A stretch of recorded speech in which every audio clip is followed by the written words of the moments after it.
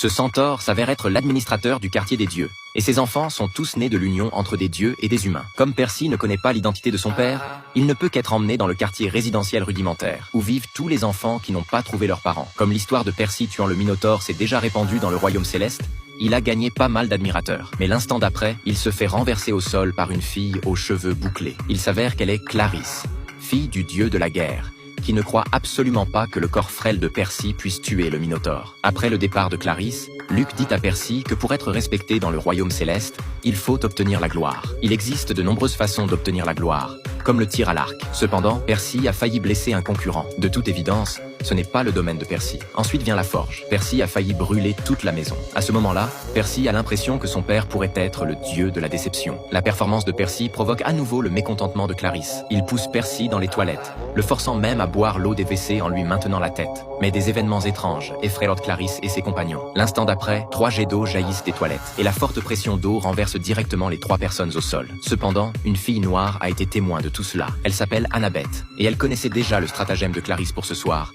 mais elle n'a pas dénoncé à l'administrateur, uniquement pour tester si Percy avait la capacité de l'aider. Il s'avère que demain aura lieu le concours annuel de la gloire. Les équipes rouges et bleues se placent respectivement de chaque côté de la rivière, et celui qui réussit à s'emparer en premier du drapeau de l'adversaire remporte la victoire. Percy est dans l'équipe bleue tandis que son ennemi juré Clarisse est dans l'équipe rouge. Dès le début de la compétition, Annabeth emmène Percy loin de l'équipe. Percy ne cesse de demander pourquoi, mais Annabeth reste silencieuse, puis met un chapeau et disparaît sur place. C'est alors que son ennemi juré Clarisse trouve Percy. Comme l'adversaire est en surnombre, Percy choisit d'éviter le combat, mais Clarisse n'a toujours pas l'intention de le laisser tranquille. Pendant le combat, Percy réussit incroyablement à couper l'arme exclusive de Clarisse. À ce moment-là, un brouhaha se fait entendre derrière eux. Luc plante violemment le drapeau rouge dans la terre.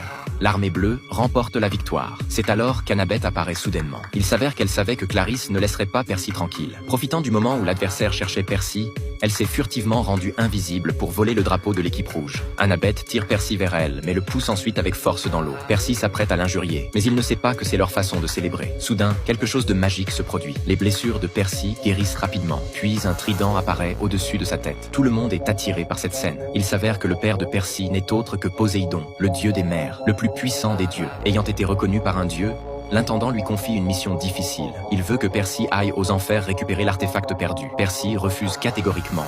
Bien qu'il ait tué le Minotaure, il reste l'enfant avec les pouvoirs magiques les plus faibles. Soudain, Grover fait irruption et annonce une nouvelle choquante. La mère de Percy est encore vivante. Il s'avère que lorsque le Minotaure a tué sa mère, elle s'est transformée en cendre. Mais ce n'est absolument pas la façon dont meurent les humains ordinaires. Elle a été emprisonnée aux enfers. Pour sauver sa mère, Percy accepte résolument cette mission.